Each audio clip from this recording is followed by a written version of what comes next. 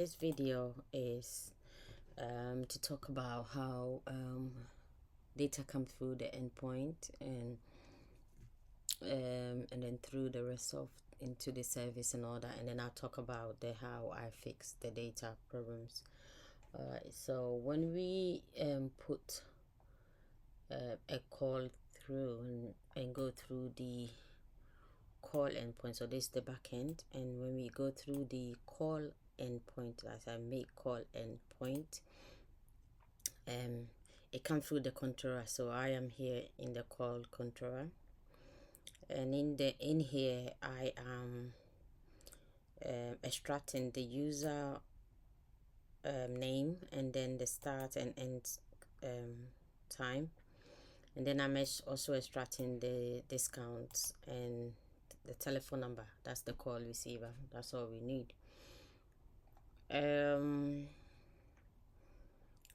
then I'm sending all these and setting all these values, and then I'm passing it on to the call service and saving into here, so I can use it into the entity, the call entity, so I can use it to do various checks and validations. So if things don't go well, it tells me, like for example, at this moment my messages are sent through to the RabbitMQ is not in good shape, but I think we get there at some point. All right, so it comes through this the controller, which through this endpoint make call, and then it goes through to the service. So if we jump onto the make call of the service, call the interface, so we have to go to the implementation of the interface, the implementation of the, and we come straight to here.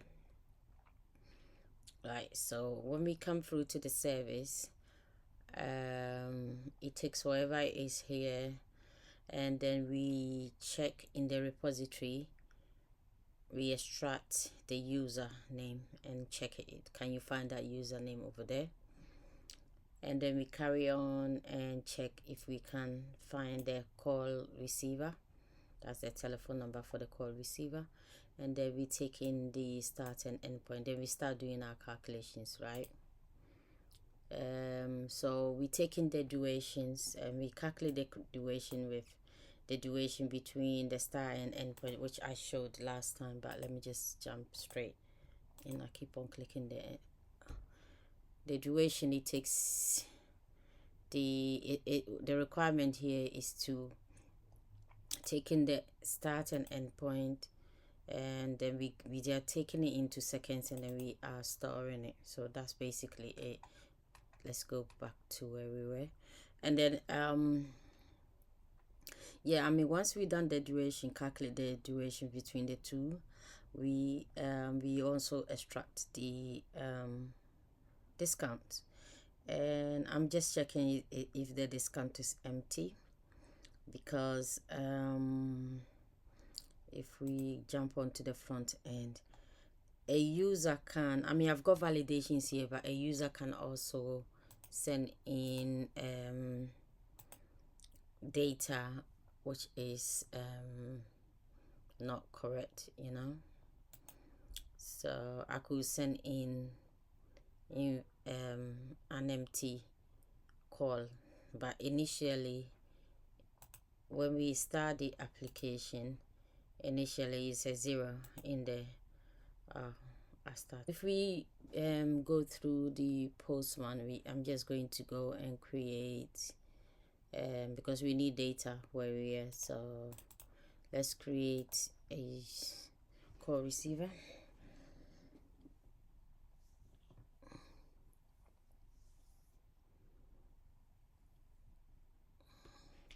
Yeah, we got call receiver, and then I will go into detail on some of these next time, so you understand. And then we have to create a call. So we've created a call which has an empty discount, and it works. Yeah, it creates the call, but Of course, when it creates the call, we don't want a call like this. Okay, we don't want this one. So the discount is empty. However, that validation at the back end makes sure that things are calculated, because what it does, it makes sure that if it's empty, then set it to 0. Okay, so I think at the front end we go, how many we got? Only one. So let's try the front end and see what happens. So let me just highlight it, go here, get this, start this one, and then I'm just gonna take this out and just go empty. There's a validation there, but it doesn't go through. All right, that's fine, that's good, because the front end validation make sure that it doesn't go through. That's good, but the back end comes through. When the back end comes through, it still checks it anyway, which is good. Yeah, so we haven't left everything to nature to do his thing, isn't it? We haven't left everything out to nature. So this is what is happening, checking, is it empty? If it's empty, then make sure that it is zero, and then carry on with the rest, right? And then the rest of the validation happens in the when we calculate the net calculation. So the first thing we do is, as I already said, we calculate the duration, and then the next bit is this method. So let's go into here, and then so to calculate the net cost, we need the gross cost and discount. So that's the discount that we saved already on the other one. And if we go down a bit, actually up a little bit, yeah, right on top of here is the gross, and it just simply making sure that we taking cost per second, and so every cost per second, and then we saving into a variable and converting into big decimal, because big decimal is much better than float. And then we yeah, and then we are calculating it. So we take the cost per second, and then we multiply it by the duration that we are getting. So we are getting the duration from here. We pass the duration to the gross cost, and then we returning it. Okay, so if we go down to the bottom, we've got the gross cost calculated.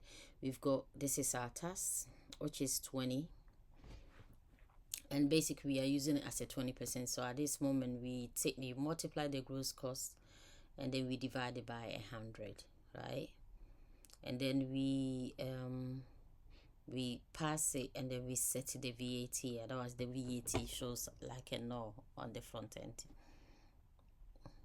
And then we take the net cost, and then we calculate the net cost as we go along. So we say, if discount, we are checking and making sure if that discount is greater than 0. If discount is greater than 0, then okay, just take the discount, calculate it so that you take the gross, and then you multiply it by the discount because it's greater than 0, and then you divide it by 100.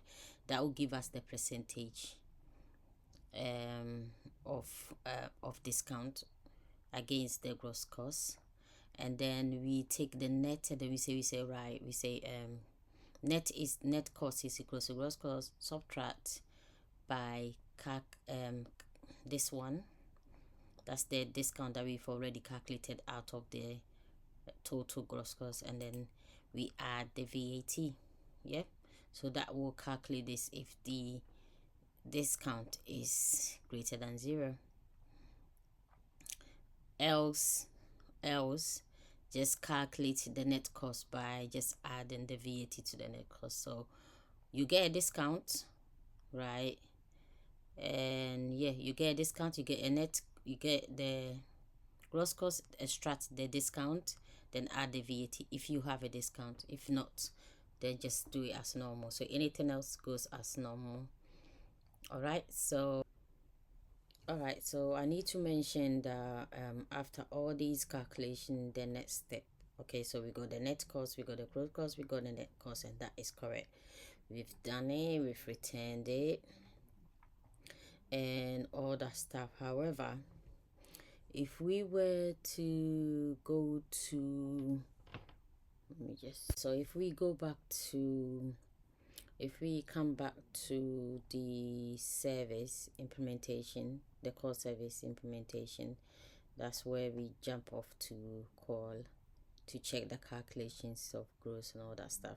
So in the end, we are saving it. We make the call and then we are saving into a call entity, and then we got all the stuff that we want to save it as, right? And then using the constructor, so we've got a constructor set up exactly like this that we are using at the moment, and then we are returning this is where the magic happens with Spring Boot, and this is why I like Spring Boot. The repository actually handles all the business logic, like if you want to save everything into the database, open the database, connect to the database, delete a record in the database, retrieve a record in the list, everything in the this manage most of it for you. There's only a few things that you have to do, but it manages for you. And one of the method that I use is save. So we save all our calls into that method, so we go through the repository. So I think that is basically the last bit of this bit. So I mean, thank you for coming back to this channel, and I will be going on to the next bit. I think the next bit I will talk about is the test, the integration test that I have. So thank you for coming back to my channel, and see you again on the next channel, on the next video.